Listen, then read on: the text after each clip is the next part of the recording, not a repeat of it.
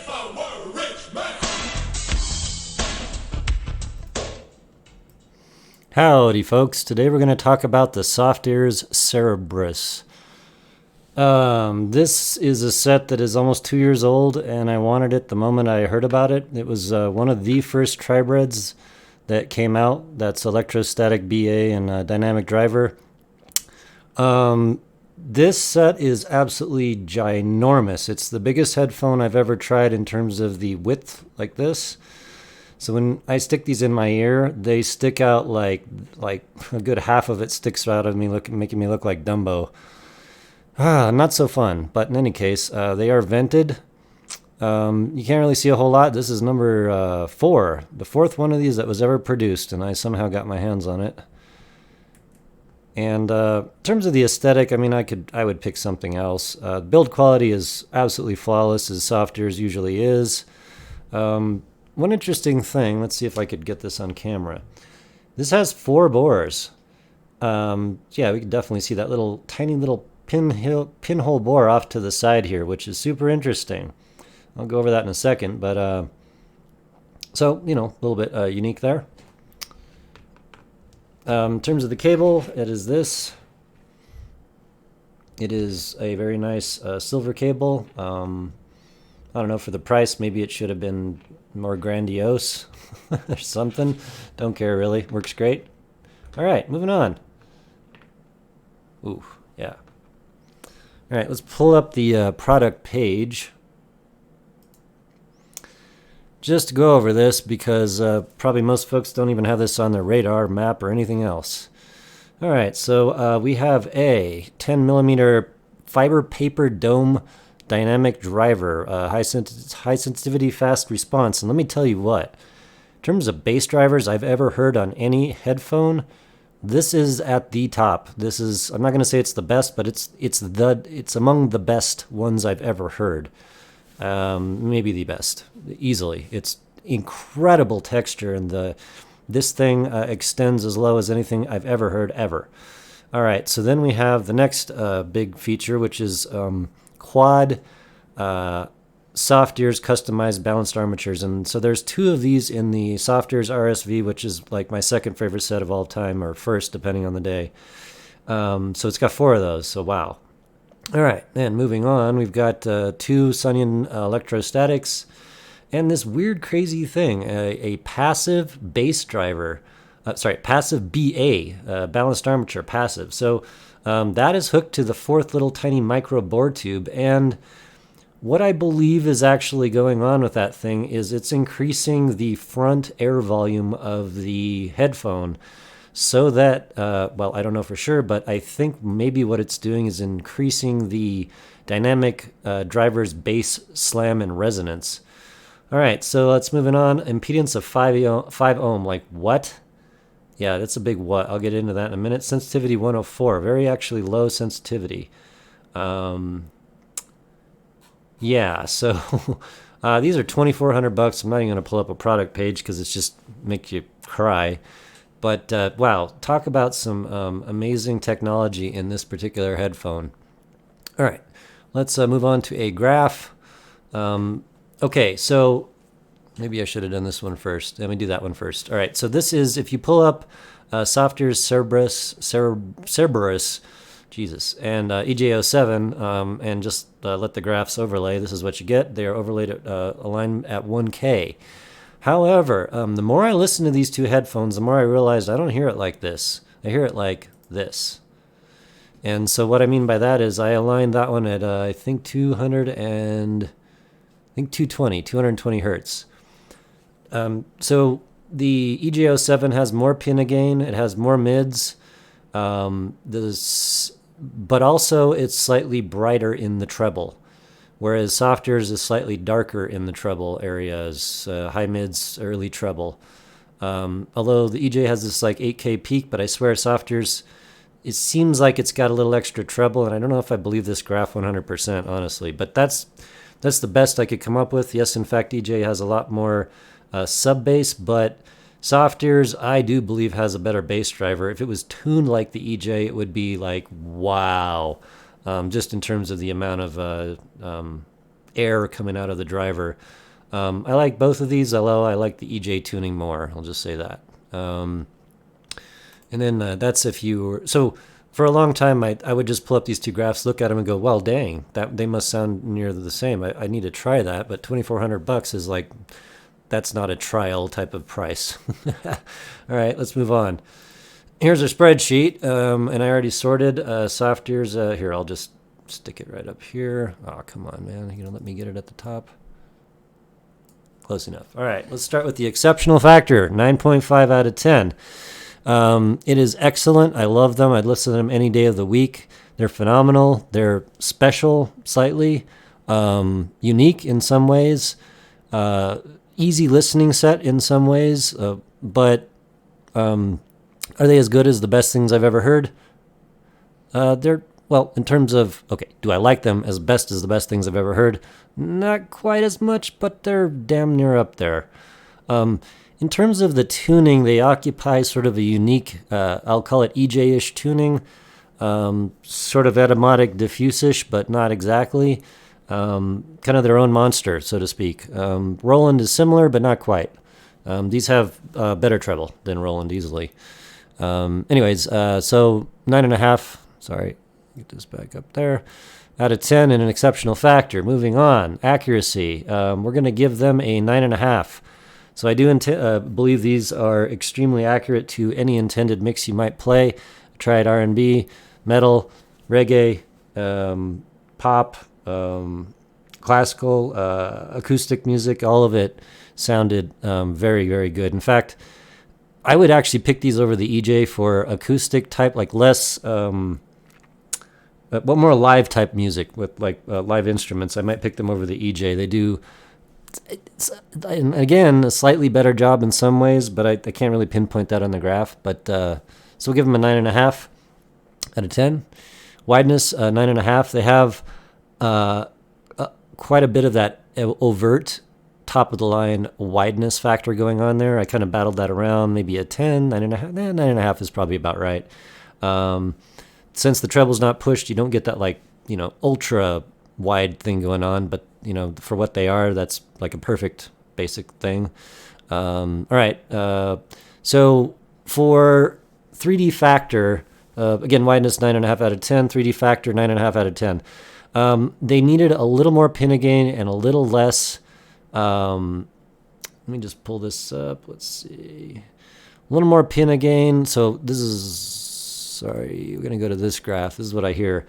So right around here, I would have preferred this to come up a little bit earlier. The EJ sounds a little bit more warm, whereas the Cerberus sounds a little thinner and more analytical. That makes sense to me. I would have preferred a little extra on the pinnas, a little less sub bass. And again, like I aligned that, mid bass. It just sounds a little thicker. So yeah. Whoops. Go back to here. The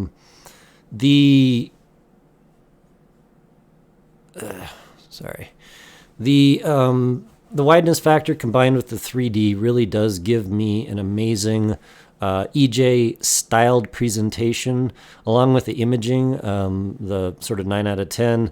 I want to say maybe the imaging is slightly more precise than EJ. I'd have to A/B test again, but it's up there. It's really up there, and you get a little extra out of that imaging compared to what I would have expected with the tuning. That's kind of what I'm trying to get with that. All right, for volume scaling, we're going to have a 10 out of, actually 11 for the EJ, but you know what I mean. It's just a hair down from that, but not bad at all.